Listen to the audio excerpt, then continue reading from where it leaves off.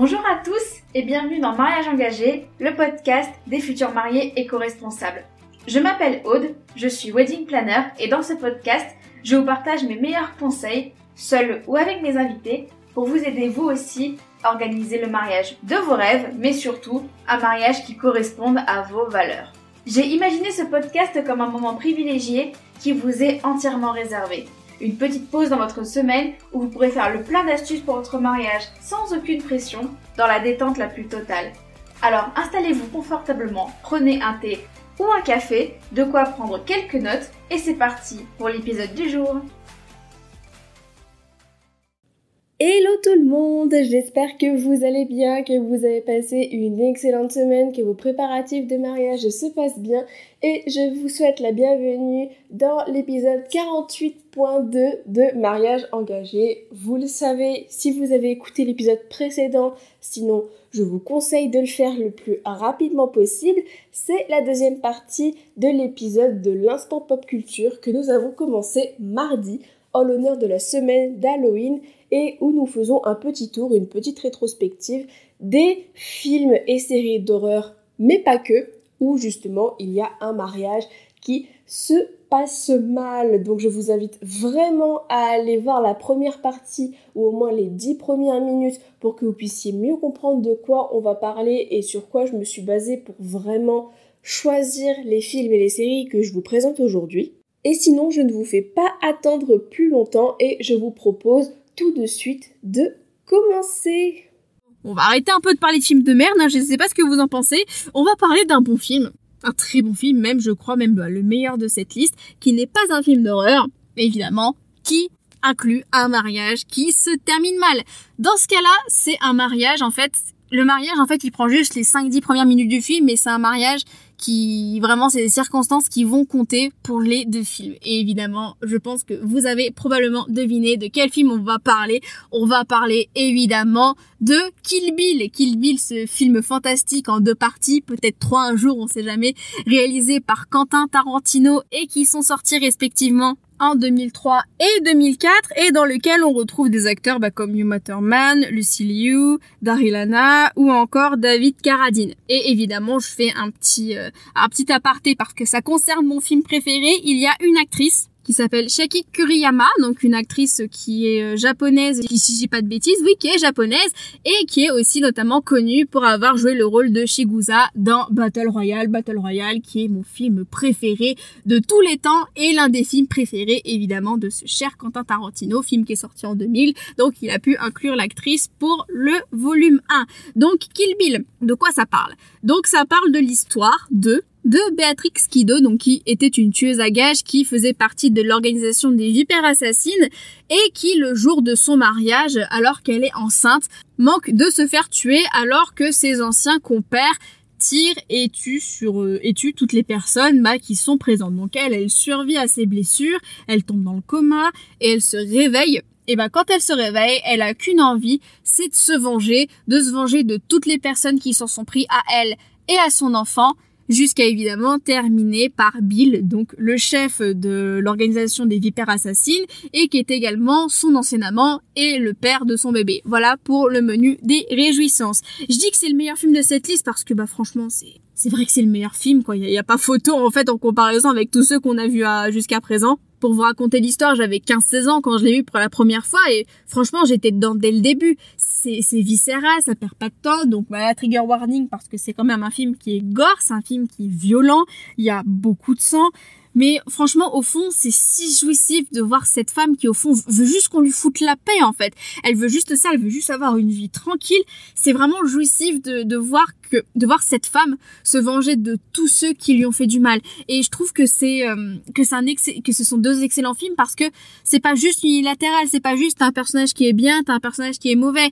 Chaque personnage a vraiment une part d'ombre et de lumière en lui et à chaque moment on arrive à s'identifier, on peut reconnaître certains éléments, on peut reconnaître certaines choses de leur histoire, on arrive à s'attacher au final à tous ces personnages. Je pense notamment au début du film et le personnage joué par Vivica A. Fox qui en fait se castagne avec le personnage de Uma Thurman et puis en plein milieu t'as sa fille qui rentre de l'école et donc elle voit sa mère en sang, elle sait pas trop quoi faire et puis t'as sa mère qui essaie de la rassurer. Donc ce genre de moments, même si ce sont des personnes qui tuent, c'est des tueurs, ça reste quand même des moments qui sont forts parce que ça permet aussi de creuser un peu la psychologie de ces personnages, de s'identifier, de s'attacher à eux et au final on passe un bon moment. Voilà, moi de toute façon pour que je passe un bon moment dans un film, faut pas que ce soit compliqué, faut que ce soit bien réalisé, qu'il y ait un bon scénario et qu'il y ait de bons personnages et de bons acteurs aussi. Et Kill Bill il coche vraiment toutes les cases. Il y a une bonne histoire, de bons acteurs qui jouent bien, qui arrivent à transmettre les bonnes émotions au bon moment.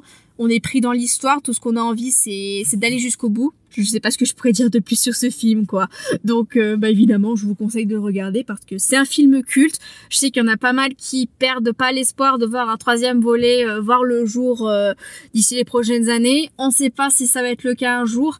Mais voilà, je vous conseille. Ça reste quand même un film culte. Un bon gros délire. Vous allez passer un excellent moment devant. Maintenant, on va aussi passer sur un gros morceau parce que on va pas parler de film pour clôturer un peu cette sélection principale puisqu'il y aura de petites mentions honorables après.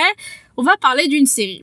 D'une série où justement les mariages ne riment pas avec le plus beau jour de leur vie, mais qui riment avec trigger warning, évidemment, de la violence, du sang, des meurtres, en tout genre, femmes, enfants, bébés, bref, tout y passe. Évidemment, cette série, vous la connaissez sans doute, c'est Game of Thrones. Voilà, alors je vais pas revenir un par un sur tous les mariages de la série parce que mon dieu qu'il y en a eu un paquet, surtout si on ajoute ceux de House of the Dragon, donc le spin-off de Game of Thrones qui est en train d'être diffusé en ce moment. Mais évidemment, je vais revenir sur 2 mariages qui sont marquants dans la série. Donc les mariages qu'on connaît sous le nom de Red Wedding, donc les noces pourpres, et plus tard celui qu'on connaît sous le nom de Purple Wedding, donc le mariage violet. Donc Game of Thrones, pour raconter l'histoire, c'est l'histoire du monde imaginaire de Westeros, on va dire ça comme ça. Et justement, il y a plusieurs familles qui vont se battre, je résume très grossièrement parce que sur 8 saisons, mon dieu, qu'on ait des histoires, qui vont se battre en fait pour le trône de fer, pour pouvoir siéger justement sur les 7 couronnes et siéger sur Westeros. Donc je vais revenir sur la série après, mais je vais vous parler un peu plus en détail des noces pourpres parce que c'est quand même un très gros événement dans la série, un événement qui a marqué pas mal de personnes, qui s'est construit au fur et à mesure depuis la première saison pour avoir son apogée dans l'épisode 9 de la saison 3 et qui aura des répercussions jusqu'à la fin de la série. Donc commençons avec cette histoire. Là par contre, prévoyez le popcorn parce qu'on risque d'en avoir pour quelques minutes. Parce que, soyons honnêtes, je pourrais juste vous raconter ce qui s'est passé. Je pense pas que ça aurait le même impact sans le contexte, parce qu'il y a un sacré contexte derrière. Je vais essayer d'être brève, mais pour moi, c'est essentiel de vous raconter exactement ce qui s'est passé dans les grandes lignes pour que vraiment vous compreniez à quel point c'était Bagdad et que c'est encore plus Bagdad, si je puis dire, après ces fameuses noces pourpres. Donc, ça commence déjà dans la saison 1. Donc vers la fin de la saison, donc on a le personnage de Robb Stark qui est incarné par Richard Madden, que l'on a notamment pu voir ces derniers temps dans le film Les Éternels, qui en fait a appris que son père Ned Stark, qui est joué par Sean Bean, qu'on connaît assez bien pour mourir souvent dans ses films, comme GoldenEye, Le Seigneur des Anneaux, entre autres choses.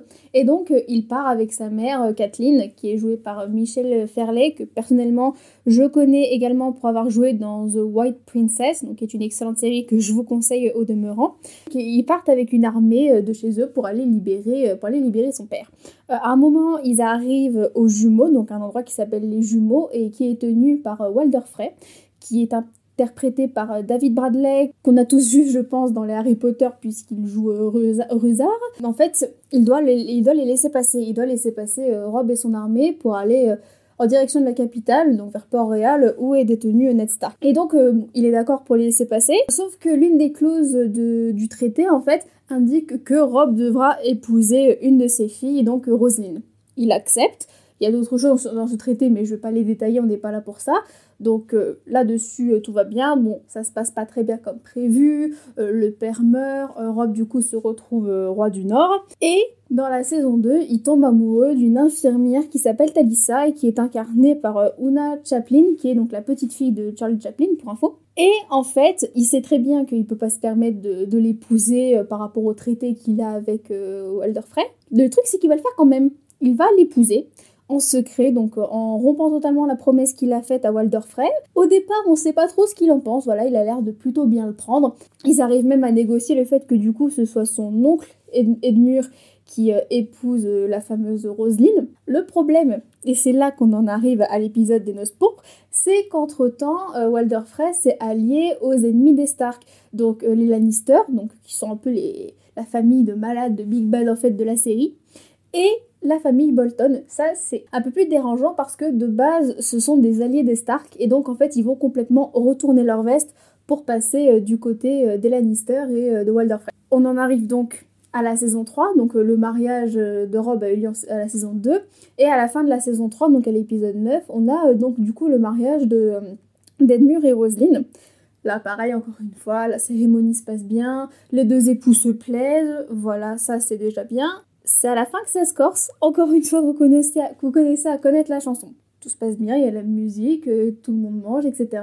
Et là, trigger warning, parce que c'est là qu'on va commencer à rentrer dans les détails sanglants, un des soldats arrive et poignarde Talisa, la femme de Robb, dans le ventre, et elle est enceinte. Voilà, ça commence bien. À partir de là, tout le monde se déchaîne, c'est-à-dire qu'il y a les soldats Lannister, les soldats Bolton, les soldats des Frey, bref, tous les soldats qui sont contre les Stark, qui vont buter tout le monde, ils vont buter une grande partie en tout cas, quasiment toute l'armée des Stark, et donc Robb, sa mère Catelyn et sa femme Talisa vont mourir. Voilà, c'est vraiment un épisode qui a beaucoup marqué parce que on s'y attendait pas en fait. Au moment où on regardait la série, on s'attendait pas à ce que ça se passe comme ça, surtout que les personnages en fait qui sont morts, qui ont été tués, étaient très appréciés de la part du public. Donc c'est un épisode qui a beaucoup marqué. Moi personnellement je l'ai pas pris de cette façon-là parce que Game of Thrones j'ai commencé à regarder sur le tard. J'ai commencé à regarder pareil 2015-2016, donc à la fin de la saison 5. Et je savais un petit peu ce qui allait se passer. Je savais ce qui allait se passer parce que je m'étais fait spoiler toute seule comme une grosse débile. Je savais ce qui allait se passer, mais le fait de le voir en vrai, c'est totalement différent. C'est une atmosphère qui est totalement différente parce que pendant toute la saison, en fait, t'as un peu un build-up, tu te dis, ouais, mais par rapport à ce qu'il a fait, il va y avoir des conséquences. Et elle tarde d'arriver, donc ça infuse un peu un sentiment de sécurité. Tu te dis, mais au final, il va rien se passer. Il a abandonné, il va passer à autre chose. Sauf qu'en fait, non, il avait toujours bien mauvaise. Et il a décidé de ramener son armée et de tuer tout le monde.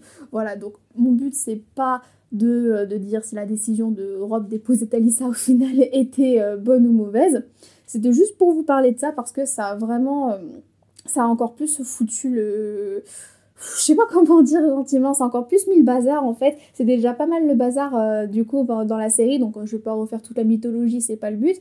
Mais ça a vraiment encore plus mis...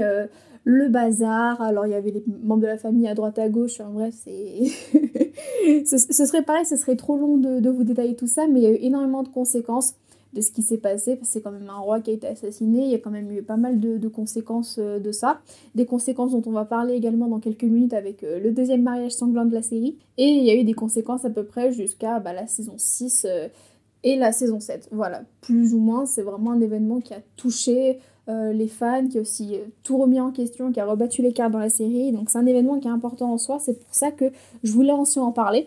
Et petite anecdote, alors là c'est vraiment... je vous jure c'est vraiment une anecdote, je me dis mais comment est-ce que j'ai pu penser une seconde que ça allait se passer comme ça? Ce qui s'est passé c'est qu'avant de voir l'épisode des fameuses Noces pourpres, j'avais vu un épisode de la série Scream, donc la série Scream qui est pareil sortie en 2015, donc j'en ai déjà parlé en début de podcast, c'est une saga de films que j'aime beaucoup. Celles et ceux qui ne le savaient pas, il y a eu une série télé de 3 saisons, donc 2 saisons sur MTV et une autre saison à part, mais je sais plus sur quelle chaîne. Et en fait, dans l'épisode de Scream en question, il y a un de mes personnages préférés qui meurt, mais d'une façon un peu à l'assaut en fait, avec un piège un peu horrible que l'héroïne actionne presque sans faire exprès, et il meurt. Et je me suis dit, je vais regarder Game of Thrones, ça va me changer les idées, peut-être que je vais être de meilleure humeur, parce que j'étais vraiment déprimée à ce moment-là. Évidemment, c'était l'épisode des Noces pourpres. J'ai fini l'épisode, j'étais quasiment en pleurs. Je me suis dit, mais comment j'ai pu penser que Game of Thrones allait me remonter le moral à ce moment-là, quoi. Enfin bref. Mais bon, on va passer sur un autre mariage qui s'est mal passé, mais qui a fait plaisir, je pense, à beaucoup plus de monde, et qui se passe à peine 3 épisodes après l'épisode des Noces pourpres, donc le fameux mariage violet, donc dans le 2e épisode de la saison 4, donc toujours de Game of Thrones, et qui voit le mariage de Marjorie Tyrell, donc jouée par Nathalie Dormer, qui est juste incroyable dans les Tudors, franchement, foncez regarder cette série, elle est juste géniale. Et du coup, Joffrey Baratheon, que tout le monde déteste, je pense qu'il n'y a pas une seule personne qui le hait, qui est joué par Jack Gleeson. Alors lui qui a pas fait une grande carrière après Game of Thrones, qui a justement arrêté sa carrière après la série, justement parce qu'il était harcelé par les fans de la série pour son personnage, qui est vraiment un personnage horrible, peut-être pas le plus horrible de la série, mais disons qu'il donne déjà très bien la couleur. Donc bref, à ce moment-là, tout le monde le déteste, donc il se marie, etc. Pareil, encore une fois, tout se passe bien. Évidemment, c'est encore une fois au banquet que ça se passe mal. Il se fait empoisonner et il meurt. Voilà, tout simplement, il meurt dans les bras de sa mère en plus, qui justement est folle de douleur, elle pleure parce qu'elle perd son fils aîné. Et je dis que c'est un événement qui a vraiment réjoui tout le monde, parce qu'évidemment, tout le monde le détestait, voilà, on adorait le détester, quelque part on était un peu triste qu'il meure, on savait pas ce qui allait arriver ensuite, parce qu'on se disait mais qui maintenant va être le grand méchant de Game of Thrones, qu'est-ce qui va se passer, etc. Je crois qu'on n'était pas prêt pour ce qui allait arriver. Voilà, Ramsay, ça c'est pour toi. Bref, je ferme la parenthèse. Donc je reviens très rapidement dessus parce que évidemment, quand l'un des deux mariés meurt, ça met jamais une bonne ambiance dans un mariage.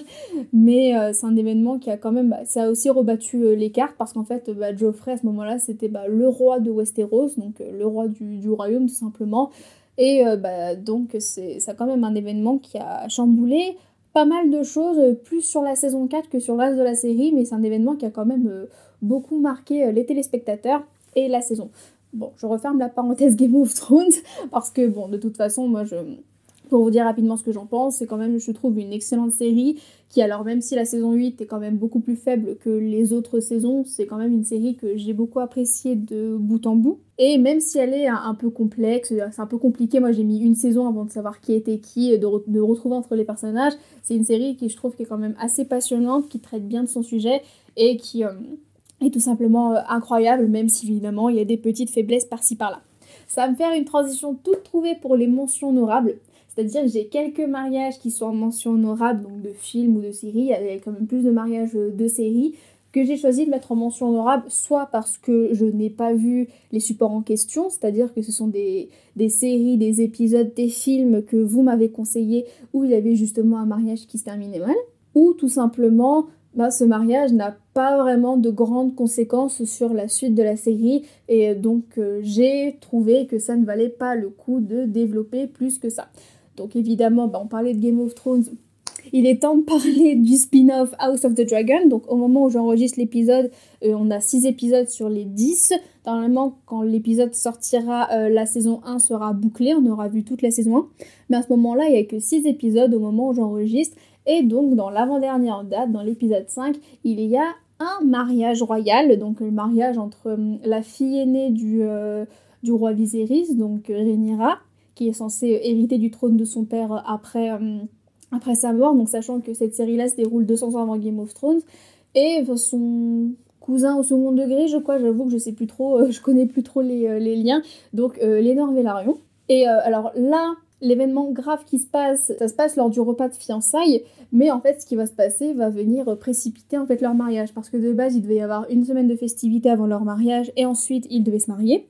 Le problème, c'est que l'amant de Rhaenyra, donc Criston Cole, a eu la très bonne idée de castagner, de tuer même du coup, alors il s'appelle Geoffrey mais j'ai plus son nom de famille, qui était lui l'amant de Laenor, donc le fiancé de Rhaenyra. Il l'a tué devant tout le monde et vraiment il s'est lâché, il était vraiment énervé parce qu'il n'arrêtait pas de le chercher. Et en fait, vu que ça a dérapé, il y a eu un meurtre, et ils ont décidé de les faire se marier tout de suite. Ils se sont mariés tout de suite après le banquet de fiançailles, alors qu'ils devaient attendre une semaine de base. Et à ce moment-là, t'as le père de Rhaenyra, du coup le roi Viserys, qui tombe dans les pommes en plein milieu du mariage. Ça, c'est super.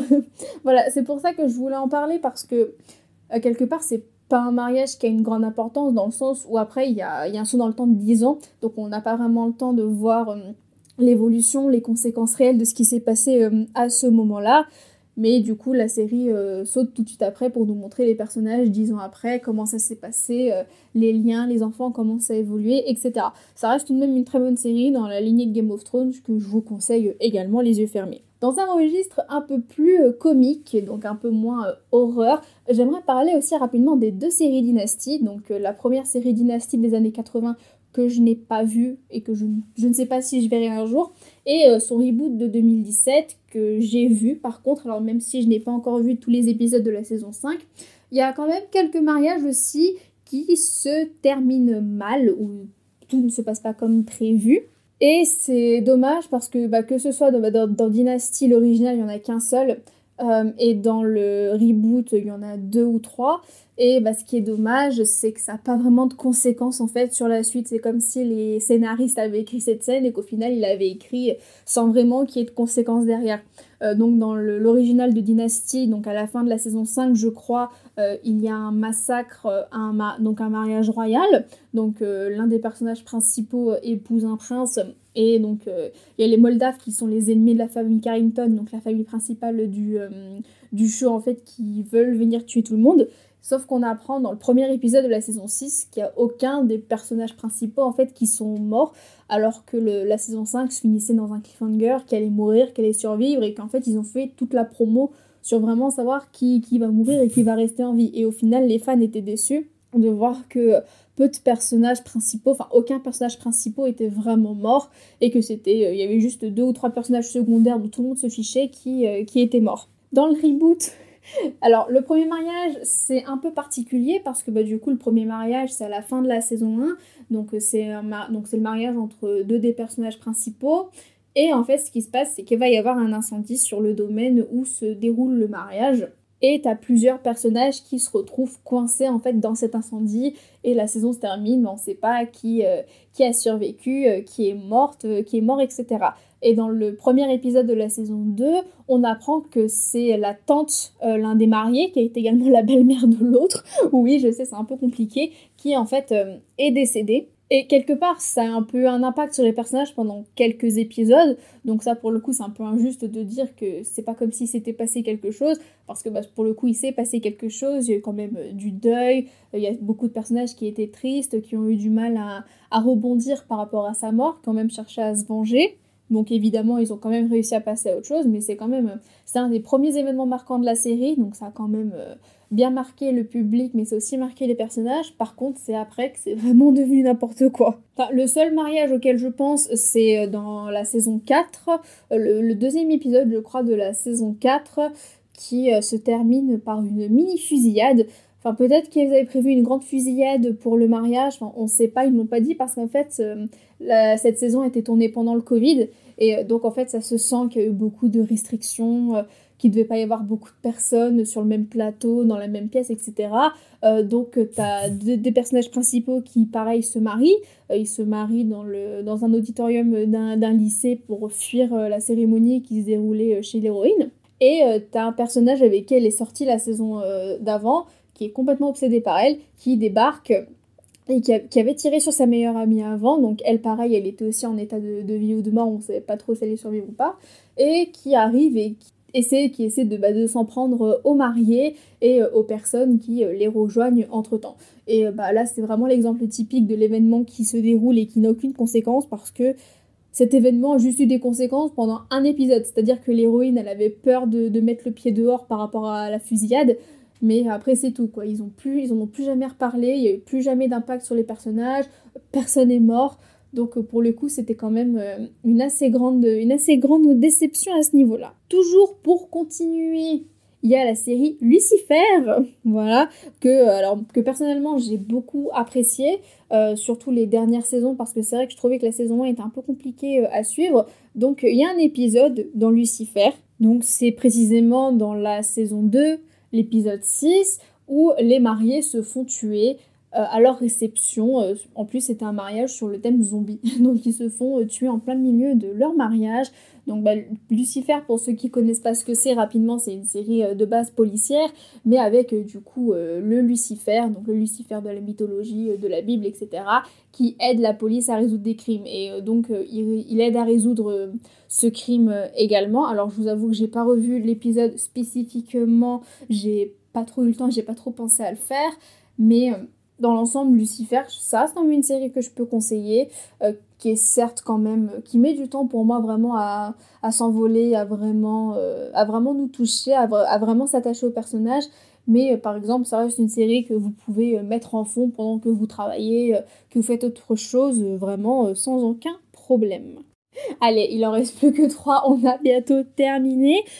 Pour revenir un peu sur les films, je vais revenir rapidement sur le film La Reine Margot qui est sorti en 1994, qui est un film français avec notamment Isabelle Adjani dans le rôle de titre, donc de Marguerite de Valois, donc l'une des filles d'Henri II et de Catherine de Médicis, qui a épousé Henri de Navarre, le futur Henri IV, pour instaurer la paix pour censer, entre guillemets, instaurer la paix entre les catholiques et les protestants, sauf que à la fois dans la réalité et comme dans le film, en fait, leur mariage qui était censé amener la paix a provoqué le fameux massacre de la Saint-Barthélemy et qui a eu lieu aux alentours du 24 août 1572. Donc qui a vraiment commencé 6 jours après le mariage entre Marguerite et Henri. C'est vrai que je dis que c'est ironique parce que le mariage devait sceller la paix entre les catholiques et les protestants et au final c'est quand même un mariage qui n'a fait que rajouter de l'huile sur le feu, sachant que le mariage en lui-même ne s'est pas très bien passé. C'était juste histoire de revenir sur le fait que ce mariage-là est l'une des conséquences d'un des plus grands massacres à cette époque-là. Il y a des milliers de personnes qui sont mortes. Je pense que c'est un jour qui a été plutôt mal vécu. Alors le film en soi, je l'ai vu il y a quelques années, donc c'est un très bon film en tout cas. Mais moi de toute façon, je suis une fan d'histoire, donc vous me mettez n'importe quel film historique, je vais vous dire que je l'aime bien. Mais c'était pour vous en parler. Dans le même registre, il y a également le film La mariée était en noir. Donc c'est l'un des films qui a inspiré Quentin Tarantino pour Kill Bill, je vous dis tout est lié. Encore un film français réalisé par François Truffaut, le fameux Truffaut, et qui est sorti en 1968 avec Jeanne Moreau dans le rôle principal, et qui raconte justement l'histoire de Julie, dont le mari se fait tuer devant ses yeux le jour de son mariage, et donc suite à cet événement, elle va décider de retrouver ceux qui l'ont tué pour se venger. Alors c'est un film que je n'ai pas vu, je le verrai sans doute un jour, puisqu'étant donné qu'il a inspiré Kill Bill et que j'adore Kill Bill, mais voilà, je me disais que ça restait quand même utile de le mentionner. Et enfin, dernière mention honorable, ensuite il serait peut-être temps de clôturer ce très long épisode, parce qu'on va parler de jeux vidéo. Et on va parler de jeux vidéo, on va parler précisément de GTA 4. Voilà, ça c'est dit. GTA 4 qui est donc la suite donc, de la saga Grand Theft Auto, et qui est sorti en 2008 sur console.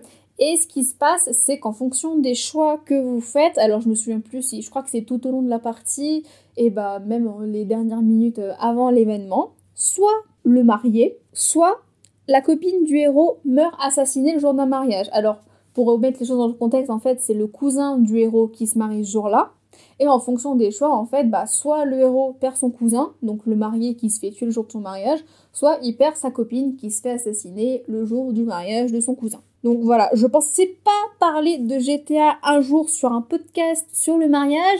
Maintenant, on peut considérer que c'est fait, c'est quelque chose que je peux cocher de ma bucket list. Voilà, et donc sur ce trait d'humour, je vais terminer ce très long épisode.